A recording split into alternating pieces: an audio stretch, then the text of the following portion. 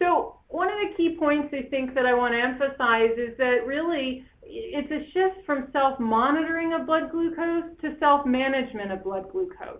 So it's not enough just to monitor it, right? So getting a lot of data that we don't do anything with is not a very useful excursion for our patients or for our care teams. What we want to do is manage our blood glucose, right? We want to set goals that are realistic based on the individual patients. Whether they're elderly, whether they're newly diagnosed, we want to make sure that the goals that we set for the patients make sense for that patient. They don't necessarily make sense to meet GPRA or to meet whatever your facility may arbitrarily have defined, but we're taking care of patients, and at this point we're taking care of the individual patient. And you need to make sure that what we're doing is for the self-management of that patient.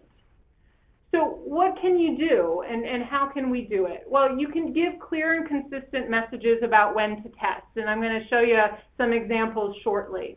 Those goals need to be agreed upon by the patient. Again, arbitrarily saying, well, somebody says you should be testing 5 times a day. If that patient has no intention of doing that, then we shouldn't even be talking about it. We need to talk to our patients with that relationship that we're building through the care team to identify, well, what are their goals and how are we going to meet that? You need to teach patients how to respond to highs and lows. I will tell you, I do believe that every patient who has diabetes, whether they're on insulin or on oral medications, should have a meter and should know how to use it. It always is appropriate to check your blood sugar if you're feeling symptomatic, flat out, period, no question. You need to make sure that patients know what to do if they go low or if they go really high. And then it's all about looking for glucose patterns, right? I mean, you should teach your patients, especially in between the times that they're coming to you and not, how do you look for patterns? How are you going to act on those patterns? And what is the difference between an individual reading and a pattern? So I think a lot of you have heard me say before, and I'll say it again, checking random blood sugars in the clinic is a useless endeavor. It's not tied to anything. You have no idea what to do with it. It's an individual reading. You're not going to do anything with that reading necessarily. If you check the blood sugar in the clinic and it's 350 or 400, the patient probably lives there. You're not going to actively chase that, especially if that patient's not symptomatic. So what you want to do is just make sure that people understand the difference between individual readings and then patterns. I would also say that, and again, this is from the DTC website, which is making sure that you and your patients are all very familiar with what the estimated average glucose in the A1C is. And I put that in there is because, it is always confusing to patients when we talk about the A1C and then we talk about individual readings. Which obviously the estimated average glucose is just sort of a interpretation portion, a link, shall we say, to what patients are familiar with from that random blood glucose or that single point in time to the average. But make sure the patients are aware of it. So if they know that they're consistently getting readings that are 300, then, oh my gosh, that means that, oh, I must be over time having an average A1C of 12.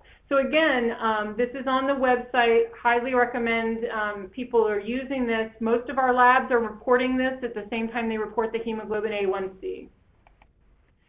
This is from the International Diabetes Federation, and again, the thing I like about this is it's very similar to the chronic care model, right? Is that we're not checking blood sugars in a vacuum. We've got people with diabetes, we've got the healthcare team, we have the overall glycemic assessment. We're talking about how we want to optimize therapy. What's their understanding and education about diabetes? How can we use SMBG as a tool to help that? How can we use SMBG for behavioral changes? Because in folks that are non-insulin treated, that's really what we're talking about.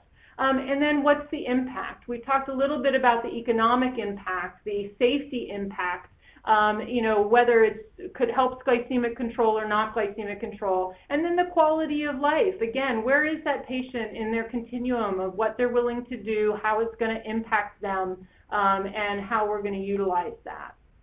So a couple of years ago at PIMC, we had the opportunity to switch out meters. And so what we did was we said, okay, we're gonna really hit this home with our patients, and we're gonna meter with a purpose, right? No longer are we just gonna blanketly say to people, okay, just test, 5 times a day, 5 days a week. We're gonna meter with a purpose, and we're gonna educate patients as to why we're doing this. And so we took from stage diabetes management, and I'll briefly go through these because I want to leave a couple minutes for questions, but we said, from stage diabetes management, let's look at folks that are diet and exercise only, right? And then we say there's a start phase, there's an adjust phase, and there's a maintenance phase. So again, similar to the information that we've learned today was, when you're starting something, when you're newly diagnosed, doing it a little bit more frequently is very useful. When you're adjusting things, that's probably useful too. But when you get to that maintenance phase, when you've been a diabetic for a long time and you're doing the same thing, checking your blood sugar 3 times a day is probably not useful if you're not on insulin.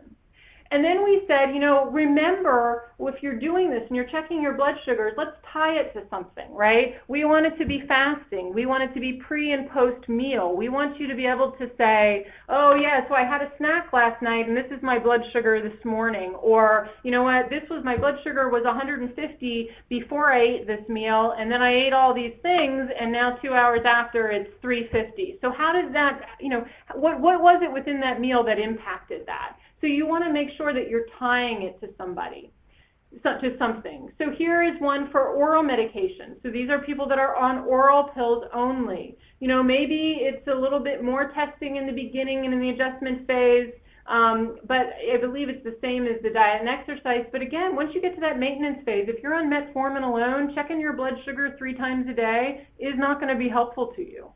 But if you're going to check it, let's make it useful. Let's tie it to something. Let's have more information for it. Folks that are on oral medication and bedtime insulin, again, maybe there you want to focus more on the fasting because you really want to see what that insulin is going to do and how you need to adjust that insulin. And then again, tie it to something, teach them how to react to highs and lows, but it needs to be tied to something. And then I put the insulin one in there only just for an example of how many times a day and when you should be testing, but it's something that you guys can hopefully use in your everyday practice. This is from the International Diabetes Federation. Again, just some different regimens that you could use. Note that even in the staggered regimen, it's pre-breakfast, post-breakfast. Again, you're tying 2 readings together. If you just check something 2 hours after you ate and you didn't know what it was when you started, that's kind of a useless piece of information. So if you're going to be having your patients be checking their blood sugars, make sure that you're doing it with a purpose, an agreement, and that it's going to be able to be acted on. Meal-based testing, again, this is a little bit less intensive than the one above, but again, tie it to something. I just want to bring up, as I come to the close, again, the DTG website and all the resources that are there. They've recently come out with the mobile app that you can download to your phone. It has the algorithms on it. If you're sitting there in the clinic and you have a question or a patient has a question and you're not sure, you can bring out if you have a smartphone and take a look at it. It's really awesome, and I highly recommend it. But there's also all the provider resources, the algorithms, the standards of care. Take a look at those because those are things that can be used in everyday practice for us. This is, again, from the website, just a simple guide from the DTGP on the self-monitoring of blood glucose that goes a little bit more, into what their recommendations are. I only put in exams and tests used to monitor because, again, we want to make sure that we're meeting standards of care and that we're doing what we can for the patients. And, again, the estimated average glucose, only because I still, even though I have a really pat way of how I try to explain hemoglobin A1C, it is a hard thing for patients to grasp. And if the more the education that we can give, the more tools and similarities we can give them to understand what we're doing on a regular basis, the better off they're going to be able to participate in their care and understand what they're doing and help to set their own goals.